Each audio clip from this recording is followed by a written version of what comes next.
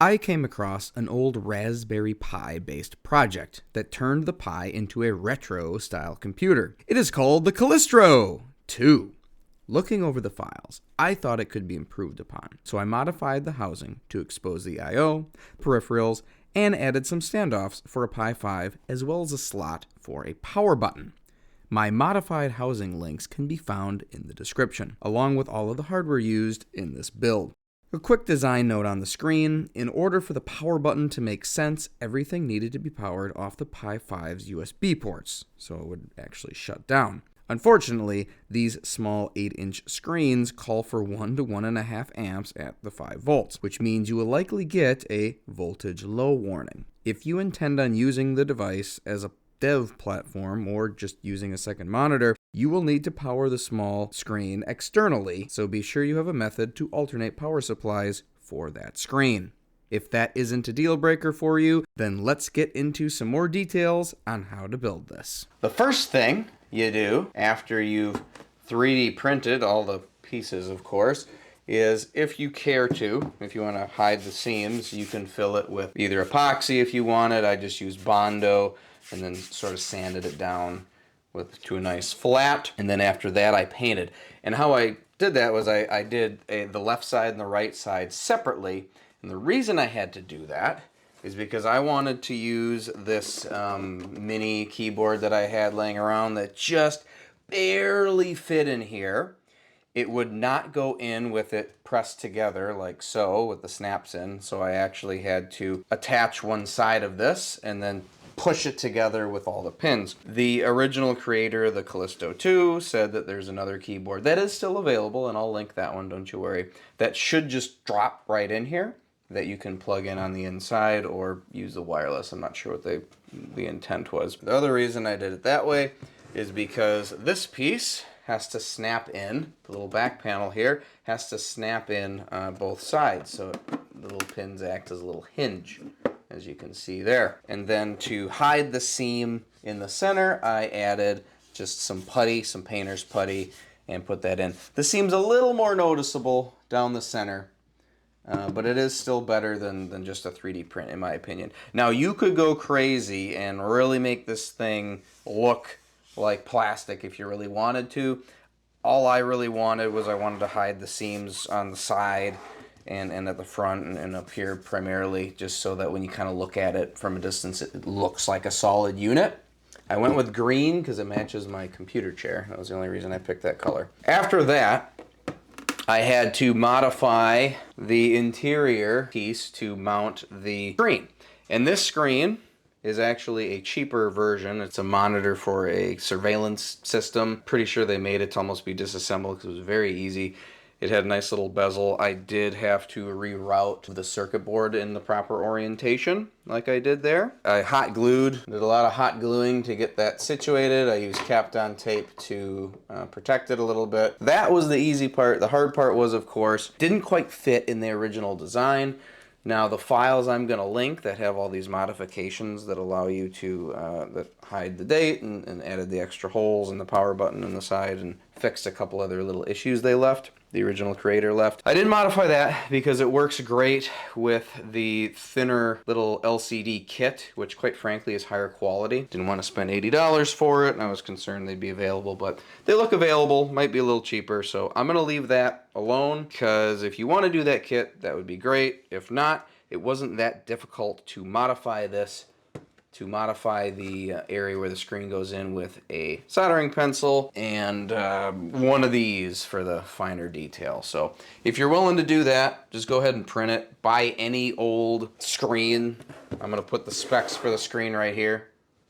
Get anything that matches those specs and it'll fit in this pre-made bezel. It didn't quite reach up to the bezel, so I added a little foam insert there just to sort of seal it off. We're going to finish the screen by adding a little hot glue on the corners. It's only held in with friction right now under the bottom pin, so I'm just going to glue the two top corners here. I don't know what we do without hot glue. Make sure you know which way is up on your screen. So do a little test run with everything. The main mods I made were, I added a little output for the GPIO, and one thing to note with that is if you put the heatsink for the Pi 5 on here, in order for the GPIO header to get connected with the flat ribbon cable you're going to need, it's not that one, sorry, it's this guy. You want this specific cable because it's shrouded on one end and then regular on the other, so you can plug it in right here. The only issue being the heatsink gets in the way and it kind of rubs on the cable right here. So I am not a fan of that, so I'm recommending a little pin header extender to go along with this build. Now you can plug the header in without interfering with the heatsink, not causing any collisions on the wire.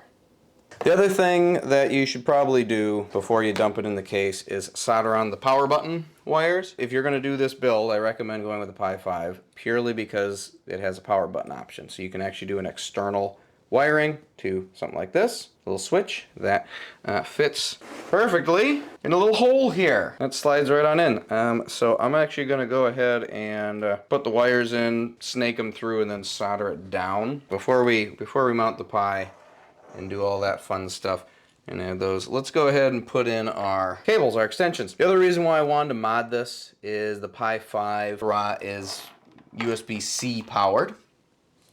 So I didn't want to have take up this whole port for just an AC inlet. I figured let's go ahead, use the recommended 5 volt at 5 amp, which this mod you have to do it this way. And because this screen is USB powered, we can actually power it off the Pi, but you can only do that if you have a 5 volt, 5 amp supply. Usually your big dongles are actually only 5 volt at 3 amp, even though they're 165 watts, and they only say you only need 27 watts. It needs 27 watts out of the 5 volt rail. Not all of them, pretty much nobody does it out the 5 volt rail. You need a specialty little adapter, which we have here. Ethernet port in first, because that fits very snugly in between these two. And on the back side, this will get in the way if you put it in last. So put this in first. Now we'll go ahead and add my other 2 little adapters that I mentioned. All the links are going to be available. They are affiliate, so if you want to support me or like this project, use those links. Allows me to buy more stuff. Next thing, this is actually their original design. You have to get this specific model, USB hub, in order for it to fit nicely inside their little slot here. There's 2 pins right there that you can kind of see. This fits perfectly up against that, and you print one of these, and then you print one of the friction pins, and you snap those in. These need to be printed lying down flat, by the way. If you don't, they will crack. They have to be laying down. There's a little groove in there that this fits in. You can kind of feel it. There, you gotta go by feel. Like it's in there, and you move on it. It doesn't feel like it gets in the way. You then have to snap in the little nubs, and they only go kind of like halfway, but you'll feel the click. At least I think you should. Yeah, it's in there. Mess of wires forming already. What joy. Before I go any further, I almost forgot, you'll kind of notice that this wobbles. And how I recommend you fix that is just with some sticky feet on each end. That way it'll more or less compensate. I got some nice big fat ones.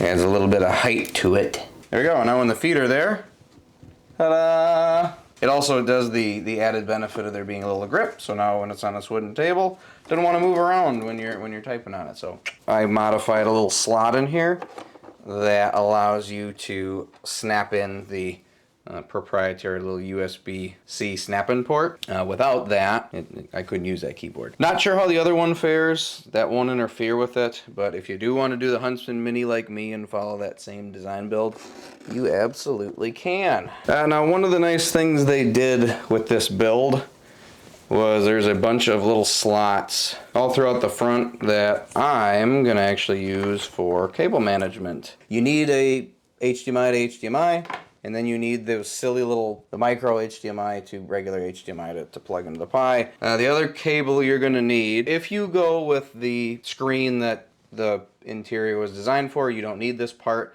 But if you go with another brand or something else, there's a good chance it's running off 12 volts or 9 volts or something. So you're gonna have to pick up a little adapter that can convert a USB-C to any voltage you want, or up to 12 volts typically. So that way this can plug right into the board up here, which the power for it is right here. Now that it's soldered, yes, you do have to solder them here because this is actually for a little battery if you want to have it retain its real-time clock if you're going to keep it offline. So the little studs I included will take M3s. Because I was testing it, I had little standoffs on here. I always recommend doing that because they put a lot of passive components on the back side of the board that would just otherwise get destroyed. Okay, orientation is this way, and yeah, should just go right on. I do have a slightly magnetized screwdriver, but just not magnetized enough. Probably the most harrowing part of the build. All right, so it's half kind of in there. Oh, shouldn't be too big of a problem. I did a little bit of cable management. That's going to be the fun part. Luckily, there's a lot of room right up there. I did go ahead and hot glue that one piece to the side, like I said. And then I noticed that I didn't include a recess for the screw mount for the push button. Don't worry, that will be fixed in the files I post. So you won't have to deal with that. I actually just tapped a little hot glue on there. I got the USBs in, pain in the butt. Show you all that in a second here, but let's go ahead and mount this guy, and it should fit nice and flush there.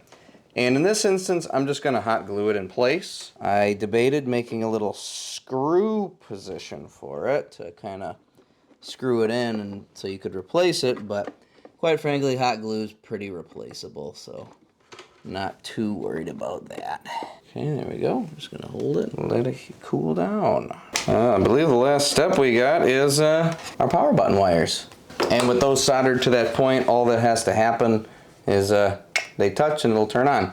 Obviously it needs power first. So I'm gonna go ahead and put that in and then we'll give it a little grand tour here. And it's a little tough to see, but luckily, we've got a little light for us. Okay, you can see the Raspberry Pi right there, covered up by that ribbon cable, which fed into the back, as you saw. I used the front to tuck all of the cables just kind of over here. They're just loose. Some of them are tied, some of them aren't. On the other side, right there's our 12-volt adapter that is hot glued to the side there, and why that's hot glued there is because I can then switch between powering it externally and internally. Now looking on more towards the middle, like right around here, that's the connection for the USB. Then of course just more wires everywhere. We'll get in as close as we can, because you can see that little blue wire connects up to our power switch right there, and that's just a nice little screw in, so that works pretty good. You'll notice here's my makeshift hole that I put in there for the Huntsman Mini. I've effectively used all that hole spacing for cable management.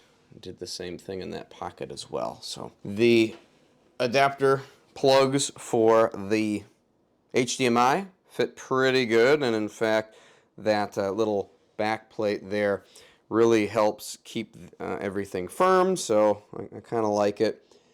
Could it have been moved over a little bit?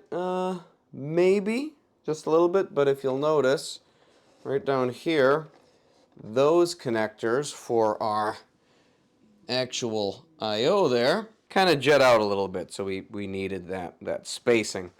Yeah, I mean, I wish it was cleaner, but ultimately, that's kind of how it's going to be, so what more could you ask for? Well, there we have it. There is my take on a modern retro little Raspberry Pi 5 case. A lot of fun to build, even more fun to use. So again, I'm going to have all the links of the stuff that I needed for this build, including the front and side I/O. I'm going to have all those links in the description, so go ahead and click on them. You want to make yourself one of these.